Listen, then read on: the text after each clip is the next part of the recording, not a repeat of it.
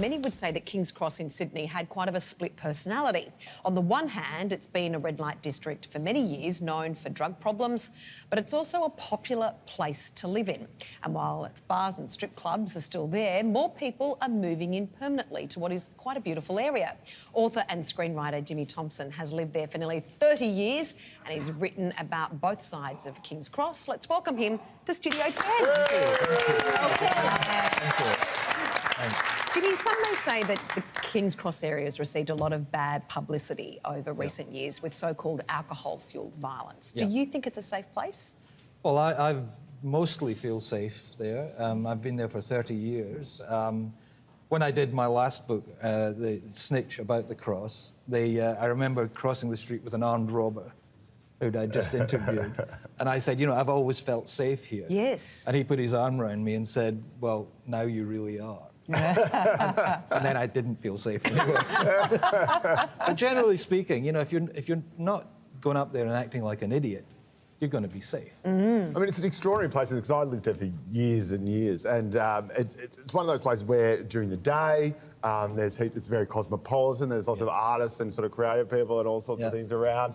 And then by night, especially on the weekends, everyone I knew who lived around there would just batten down the hatches and stay home, and everyone would come in from all over Sydney and Australia and the world and just go absolutely crazy. And then you'd sort of re-emerge on a Sunday morning and just sort of clean up the place. Yeah. There are two sides to it. Tell us about them. Sorry, very, very much so. I remember sitting in a cafe once and everybody moved to the front of the cafe, and it was a Sunday morning, so it was a Sunday morning after a big Saturday night. And what they were looking at was this woman walking down the street wearing a bra and a pair of high-heeled shoes. Nothing else? Nothing else. And the manager of the cafe said, yeah, the embarrassing thing is she works here. Oh, no. Speaking about the colourful local identities, you can't walk down the Golden Mile without getting enticed by the strip club spruikers. Have they ever gotten you? Oh, yeah. I was walking down one night with my wife and her mother and her grandmother, and going past this club, and this guy's doing the business, you know, enticing me in with all these promises that they could never possibly keep of what was going on inside. And I said, oh, mate, you know, I live here. You see me every day.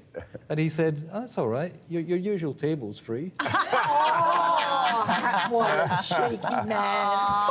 And you even had some encounters with John Ibrahim, a very colourful King's Cross character. He is. Very interesting. He's a very successful writer. I remember he sent me the very first stuff he'd written for his book. And I wrote back to him, please tell me you didn't write this yourself, because it was so good. I mean, the energy and all that in there. Oh, yeah.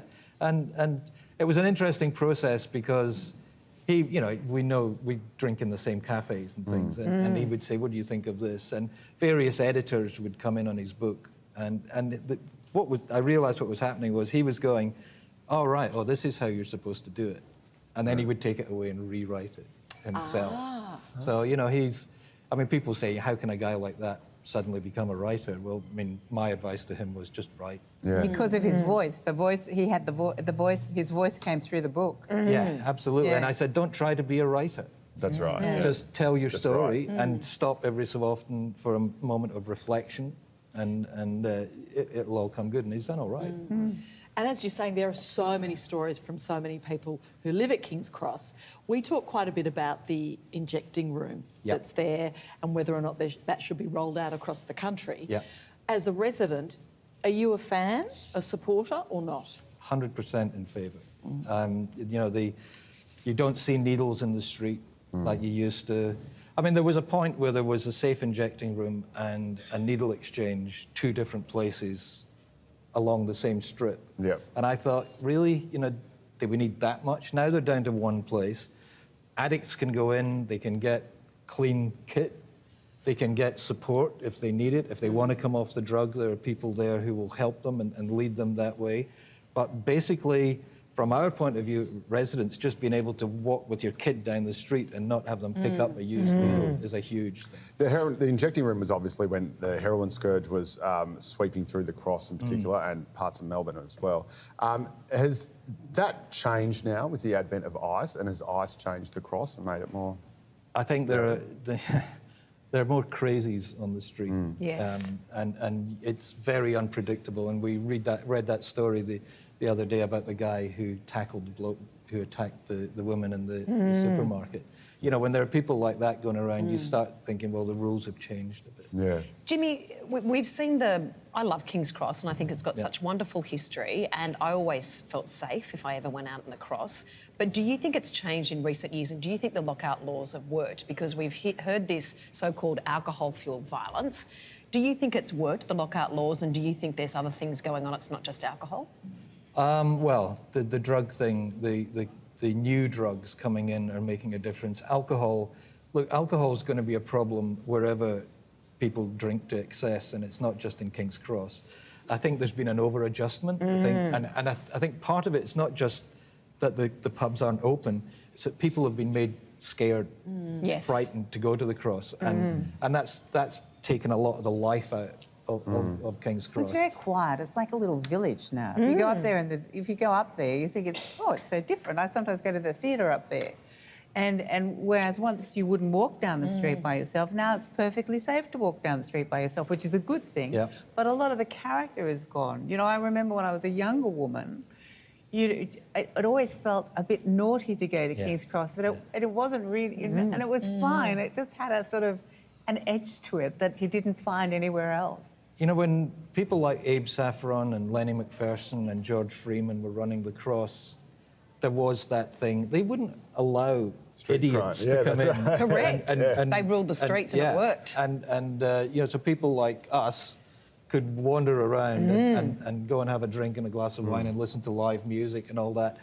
because it was safe, because it was their patch. And now we've over-adjusted and over-corrected. Well, the whole point of organised crime is that it's organised. Yeah, that's right. They don't want muggers and street thugs taking away their legitimate Well, it used to business be money. the one place you could go in Sydney where you could actually have a drink and something. You had to have something to eat, as I recollect. You had to have a plate of chips or something. Right. Yeah. But it was the only place really in Sydney, say 30, 40 years ago, where you could go and have a drink at 11 o'clock or 12 o'clock at night time. Yeah. I'll have a bowl of chips and 28 beers. Well, as Mr. Ibrahim said, it's not organised crime that's the problem, it's disorganised. That's right. Yeah, that's right. Now, Jimmy, you're a screenwriter both overseas and also in Australia. Yeah. And I read an interesting analogy you had about comparing criminals in the Cross to people in showbiz.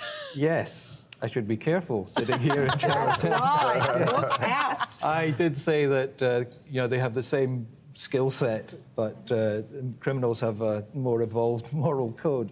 No. No I'm way. talking about the producers. It was interesting when I started writing this book. There's a character in Perfect Criminals who is, you know, he's a sexual harasser, and the publishers were saying, yeah, really, is that going, really? Can you kind of tone that That would down? never happen in real life. And then Harvey their Weinstein attitudes comes changed? along, and the publishers are going, yeah, you might want to tone this up a bit. Yeah. A bit more colour. Wow. And you can look out for Jimmy Thomson's latest book. We saw it there. It is called Perfect Criminals, and a great read. Jimmy, thanks so much for joining us this morning. Thanks for having me. Thank you very much.